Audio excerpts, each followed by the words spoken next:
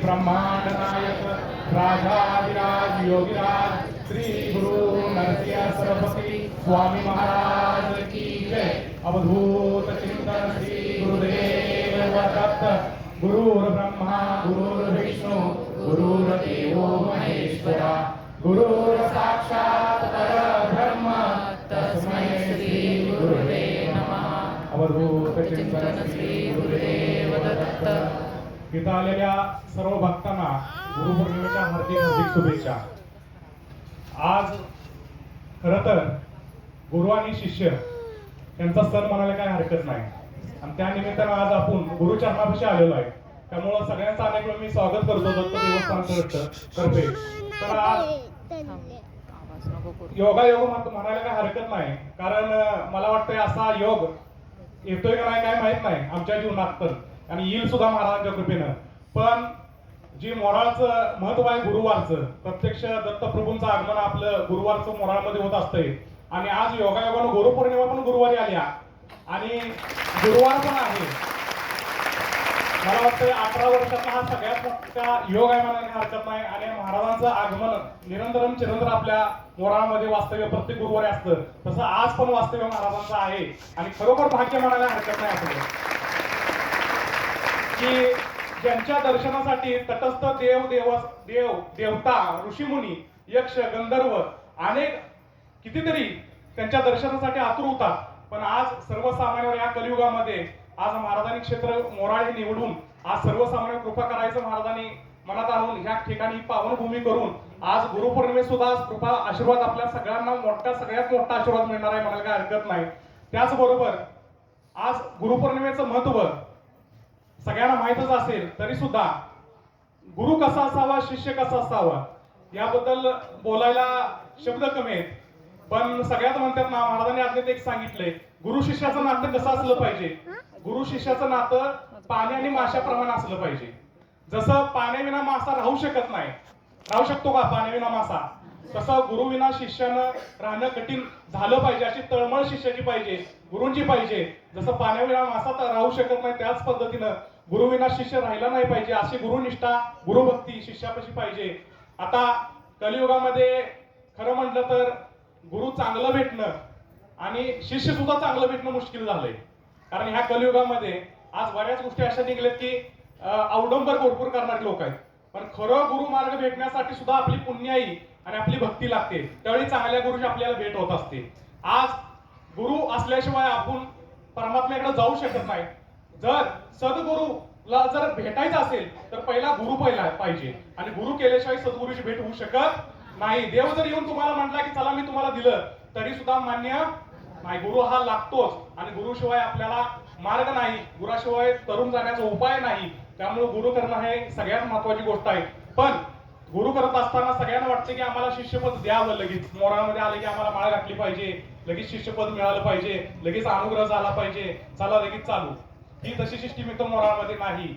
ही मोराळ क्षेत्र महाराजांनी स्ट्रिक्ट ठेवलंय। आम्हाला केसावर एवढं जरी चूक झाली तरी इथं बघितलं जातंय, सुईवरच्या परीक्षा म्हटलं जाते, सुईच्या टोकावर परीक्षा बघितल्या जातात आणि परीक्षा बघून महाराज एक एक गोष्टी निर्माण करत असतात। मोराळची रचना प्रत्यक्ष भगवंत करत असतात आणि इथं जर शिष्याची रचना करायची म्हटलं तर त्या पद्धतीचं शिष्य असलं पाहिजे का नाही, ती पात्रता पाहिजे का नाही, आणि ती पात्रता निर्माण करण्यासाठी आधी पहिला काय तत्वाचं काय सत्वाचं काय भक्तीचं आचरण आपल्याकडे असलं पाहिजे। नुसतं आलं माळ घातली मी शिष्य झालो, नुसतं गुरुपौर्णिमा आले की गुरु म्हणून चालत नाही। मी मगाशीच उदाहरण दिलं पाण्याचं माशाचं, तशी तळमळ त्याच्यामध्ये असली पाहिजे आणि गुरु आज्ञा ही ईश्वर आज्ञा म्हणून चालणारा शिष्य पाहिजे। त्यावेळी ते गुरु अनुग्रह घेतलेला चांगला, नाहीतर माळ घातली चला आता गुरुपौर्णिमेला चला गुरुनं भेटायला, असं शिष्याचा काही उपयोग होणार नाही। जसं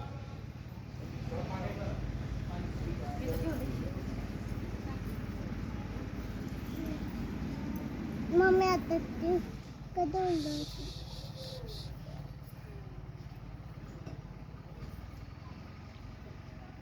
माऊलीनं फार सुंदर उदाहरण दिलंय की शिष्यामध्ये काय गुरुतत्व पाहिजे, तर सांगितलंय माऊलीनं हृदयाचा चौरंग करा म्हणून सांगितलंय। हृदयाचा चौरंग करा आणि त्या चौरंगावरती गुरु कमल पादुका गुरुंच्या बसवा। तर त्या चौरंगाचं पाय कसं पाहिजे, अहंकार रहित पाहिजे, वासना रहित पाहिजेत, क्रोध रहित पाहिजेत आणि मोहरहित पाहिजे.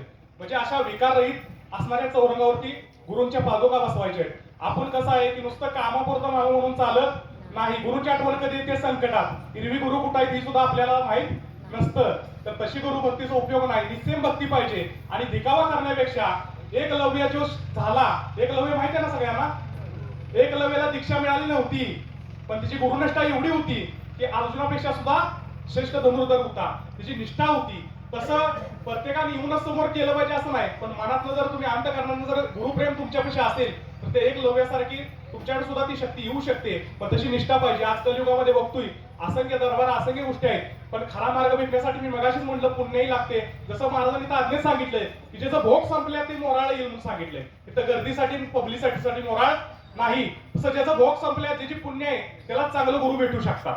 आणि गुरु भेटण्यासाठी सुद्धा असंख्य खडतर मार्गातून जावं लागतं. जसं म्हणतात का नाही, मडक्याला तयार होण्यासाठी कुंभाराच्या हातात जाऊन चाकावरती फिरायला लागतं. तू वेडा कुंभार, जो अभंग आहे विठ्ठलांचा, विठ्ठला तू वेडा कुंभार. जसं मातीला मडकवण्यासाठी जसं झिजावं लागतं, तसंच शिष्याला सुद्धा गुरूंपर्यंत पोहोचण्यासाठी अनेक परीक्षा द्याव्या लागतात. जसं मातीनं परीक्षा मडकं होण्यासाठी द्याव्या लागतात, तशा शिष्यानं सुद्धा गुरुविषयी अनेक परीक्षा द्याव्या लागतात. गुरु हा परीक्षा बघत असतो, पण परीक्षेत उत्तीर्ण झालेल्या शिष्याला तो गुरु शिष्यपद देत असतो. आता राहिला प्रश्न गुरूंचा. अनेक ठिकाणी गुरु पण मार्ग भरपूर चालू झालेला आहे, पण गुरु मार्ग स्वीकारत असताना परीक्षण निरीक्षण आपल्याकडे असलं पाहिजे. पहिला आपलं अज्ञानपण आपण बाजूला ठेवून थोडं ज्ञानी भक्तीनं, ज्ञानी अभ्यासानं गुरु खरा कोणता ही सुद्धा ओळखायला शिकलं पाहिजे. आज मोराळमध्ये मला वाटतं काकांना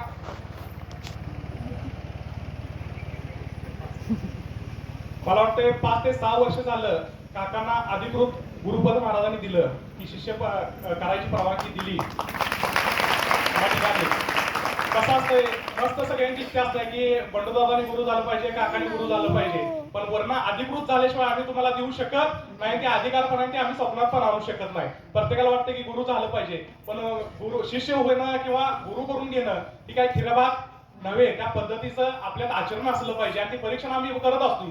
बरेच पहिलं शिष्यपद दिलं, म्हणजे गुरुपद दिलं काकांना, शिष्य परिवार झाला, निवडला, पण कलियुगातली जसं वारं म्हणतोय तसं एक दोरी हल्ल्यावर त्यातली कितीच निष्ठून गेली.